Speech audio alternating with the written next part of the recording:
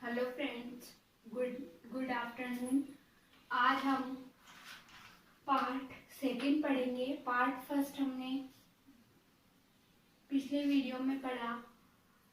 महासागरों और महाद्वीपों का वितरण जो चैप्टर है वो हम पढ़ रहे हैं अभी। तो हमने महासागरों के बारे में तो पढ़ लिया, अब हम महाद्वीपों के बारे में हमने पढ़ लिया। अब हम पढ़ेंगे महासागर के बारे में कि महासागर का जो अधिस्थल है उसका निर्माण कैसे होता है, या महासागर के जो अधिस्थल है यानी कि अंदर का जो भाग है वहाँ क्या ढाल, पर्वत, स्थलाकृतियाँ ये सब होती है, या फिर समान होता है या समतल होता है।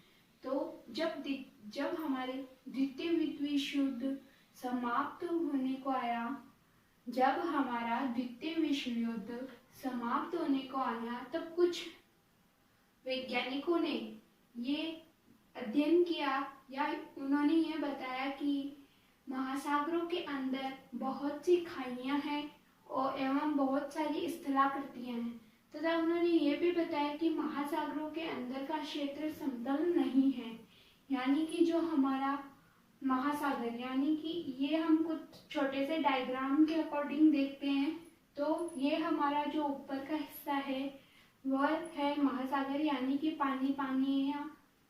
अब महासागर के अंदर देखें तो यहाँ इतनी दूरी तक जब हम आते हैं तो सबसे पहले ढाल आती है, फिर कुछ पर्वत आते हैं, फिर समतल मैदान या महाद्वीपीय बेसिन जिसको हम बोलते हैं वह आता है, फिर और जाके पर्वत आते हैं, खाइयाँ आती है। ऐसे करके हमारे महासागरीय का अधिस्थल का निर्माण होता है। अब हम पढ़ते हैं महासागरीय अधिस्थल के बनावट। हमारे महासागर के अंदर के बनावट कैसी है। हमारे महासागरों के अंदर भी पर्वत पाए जाते हैं जिन्हें हम कटक कहते हैं। जो हमारे महासागर में पर्वत पाए जाते हैं उन्हें हम कटक कहते हैं, या फिर हम उनको मध्य महासागरीय कटक के नाम से भी जानते हैं। मध्य महासागरीय क्यों? क्योंकि ये महासागर के मध्य यानी बीचों बीच होते हैं, इसलिए हम इन्हें मध्य महासागरीय कटक भी कहते हैं। कटक यानी कि हम पहाड़, जिन्हें हम पहाड़ कहते हैं, पहाड़ से ले सकते हैं। नेक्स्ट, जब महासागरों के अंदर ज्वालामुखी उद्गार होता है तो उस समय ये सक्रिय होते हैं। यानी कि जो हमारे कटक है, पर्वत है, जब महासागर के अंदर ज्वालामुखी उद्गार होता है तो ज्वालामुखी उद्गार होने पर उसमें से निकलने वाला लावा, मेग्मा, कंकड़ पत्थर के टुकड़े आदि सब, ये सब जमीन पर या पर्वतों के पास फैलकर और जब एक जमाव के रूप में बन जाते हैं, जब ठंडे होकर जम जाते हैं तो ये चट्टानों का निर्माण करते हैं, तथा उन सब से ये पर्वत जो है हमारे मध्य महासागरीय कटक जो है यह सक्रिय होते हैं। नेक्स्ट है महाद्वीपीय सीमा, जहाँ से हमारा महाद्वीपों की समाप्ति होती है। यानी कि यहाँ से हमारे महाद्वीप की समाप्ति होती है, और जहाँ हमारे महाद्वीपीय बेसिन के बीच का भाग है, यानी कि ये हमारा महाद्वीपीय बेसिन है, इसके बीच का भाग जो है वो महाद्वीपीय सीमा कहलाता है। यानी कि महाद्वीपीय की समाप्ति जहाँ से होती है वहां से लेकर और महाद्वीपीय बेसिन के बीच का जो भाग है वह महाद्वीपीय सीमा कहलाता है। नेक्स्ट है टॉपिक वितलीय मैदान। वितलीय मैदान यानी कि ये वे मैदान होते हैं जो महाद्वीपों से बहाकर लाए जाते हैं, अवसाद निक्षेपित होते हैं। यानी कि जो महाद्वीपों से बहाकर, यानी कि महाद्वीपों से पानी के साथ बहाकर लाए गए अवसाद निक्षेपित होते हैं, उन्हें वितलीय मैदान कहते हैं। नेक्स्ट टॉपिक हम पढ़ते हैं प्लेट विवर्तन के सिद्धांत। प्लेट विवर्तन के सिद्धांत यानी कि प्लेटें क्या होती है? ठोस चट्टानों का टुकड़ा जिसे हम प्लेट कहते हैं, तथा ये सिद्धांत प्लेट विवर्तनिकी जो सिद्धांत है वह किसने दिया और कब दिया? तो सन 1967 में मैकेंजी, पार्कर और मॉर्गन इन तीनों विद्वानों ने मिलकर एक अवधारणा पेश की जिसे प्लेट विवर्तनिकी कहा गया। ये एक प्लेट ठोस चट्टान का विशाल खंड होता है जो महाद्वीपीय व महासागरों के स्थल मंडल से मिलकर बनता है। यानी कि ये एक विशाल ठोस चट्टान का टुकड़ा होता है या खंड होता है जो महाद्वीप और महासागर का जो स्थल मंडल है उससे मिलकर बनता है, तथा ये प्लेट दुर्बलता मंडल में चलायमान होती है।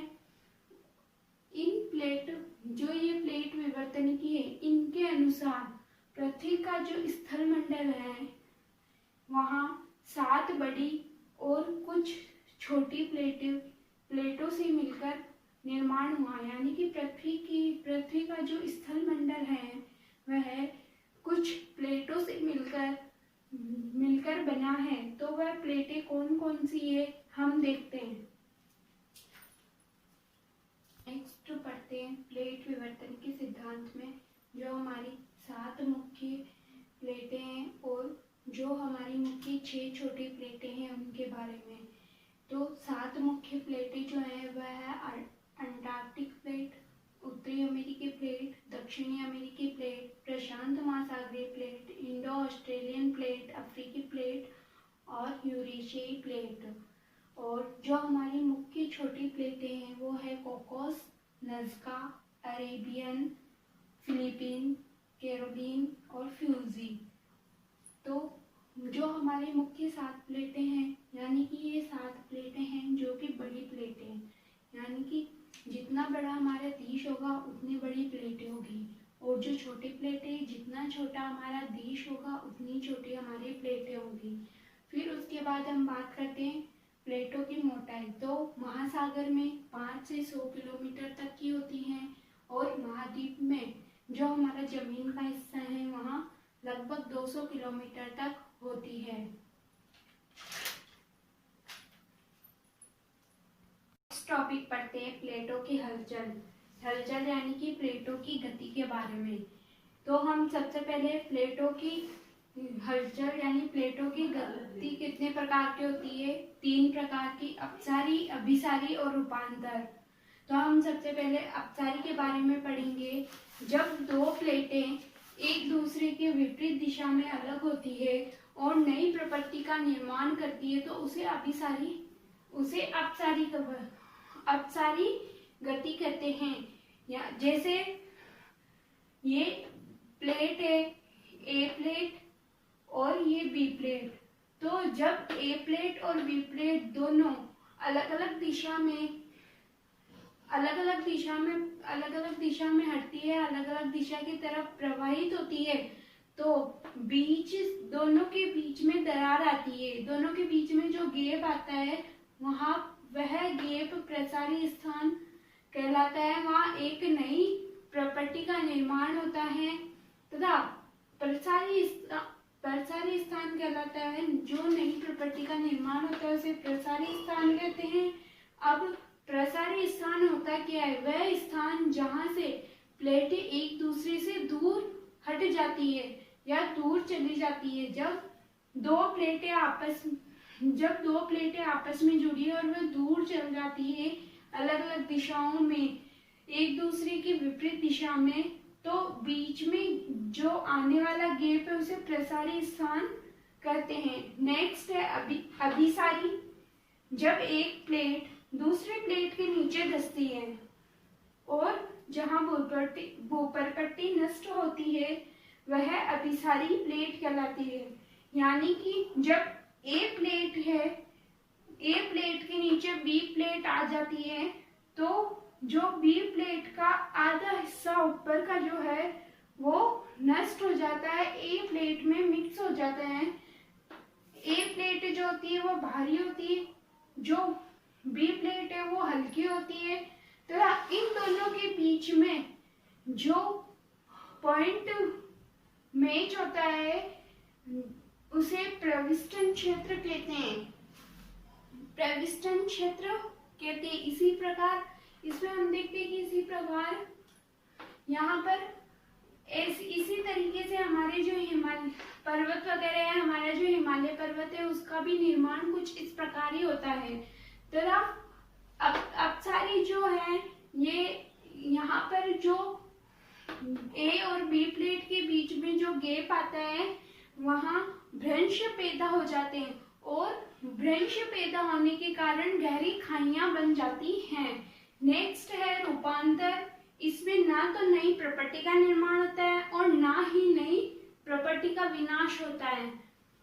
इसे रूपांतरण प्लेट कहते हैं। इसका सबसे बड़ा कारण है कि इसमें प्लेटें एक दूसरे के साथ क्षैतिज दिशा में सरक जाती है, यानी कि जो हमारी ए और बी प्लेट है वो दोनों एक दूसरे की एक क्षैतिज दिशा की तरफ प्रवाहित होती है या क्षैतिज दिशा की तरफ चली जाती है। क्षैतिज दिशा यानी ये जो हमारी है ऊर्ध्वाधर है और ये जो हमारी है क्षैतिज है। तो ये जो हमारी क्षैतिज है इसकी तरफ चल जाती है, यानी कि एक इधर आ जाती है और एक इधर चल जाती है। दोनों एक दूसरे से विपरीत क्षैतिज दिशा की ओर सरक जाती है।